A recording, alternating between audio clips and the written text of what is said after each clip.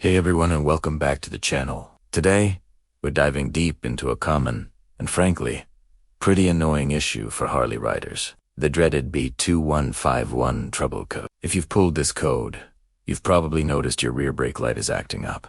Maybe it's stuck in all the time. Maybe it's flickering like a disco ball, or it just seems to have a mind of its own. Don't worry, we're going to break it down and get you back on the road safely.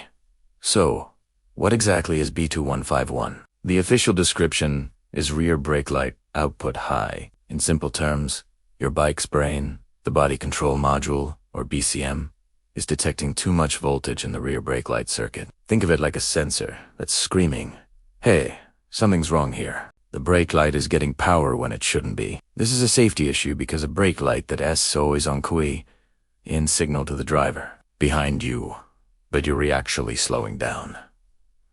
So, let's get this fixed. First things first, let's talk about the most common culprits. I'd say 9 times out of 10, this code points to a faulty brake switch. Your Harley has 2 of them.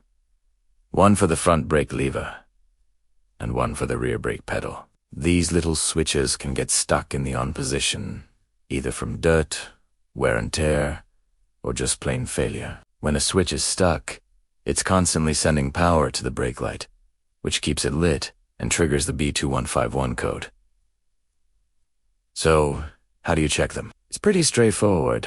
For the front brake, you'll find the switch inside the right-hand control housing. You can often hear a faint click when you pull and release the lever. If you don't hear that click, or if the lever feels mushy and doesn't fully return, that's a red flag. For the rear switch, it's usually a hydraulic pressure switch plumbed into the rear brake line. A simple test is to disconnect the electrical connector from each switch one at a time. If you unplug a switch and the brake light goes out, you've found your problem. That switch is the one that's stuck and needs replacing. Now, what if both switches seem okay?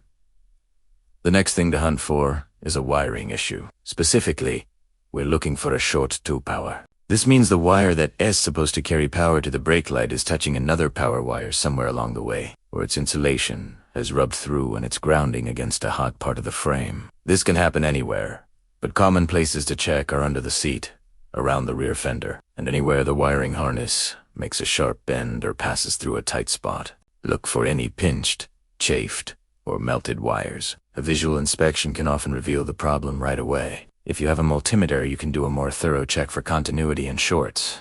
But start with a good, close look. There's one more scenario, and it's especially common if you've recently upgraded to aftermarket LED lights. Some LED brake lights don't draw enough power or load for the BCM's liking. The BCM is designed to see a certain resistance from a standard incandescent bulb. When it sees the very low resistance of an LED, it can get confused and interpret it as a circuit fault, sometimes throwing that B2151 code. The fix here is usually to install a load equalizer or resistor. This little device gets wired in parallel with your brake light, and its job is to mimic the electrical load of a standard bulb, which keeps the BCM happy. Many quality LED kits for Harleys come with these, but if yours didn't, it's an easy and inexpensive part to add. So, to recap the diagnostic process, start with the easiest stuff first.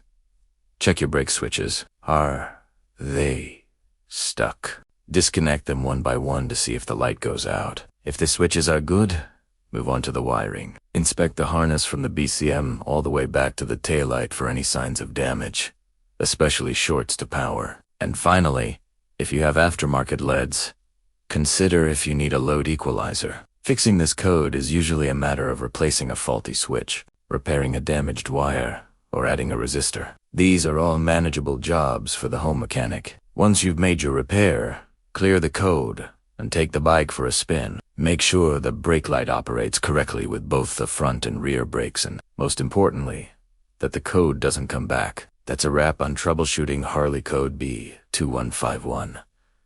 It might seem tricky, but with a logical approach, you can diagnose and fix it yourself. If this video helped you out, give it a thumbs up.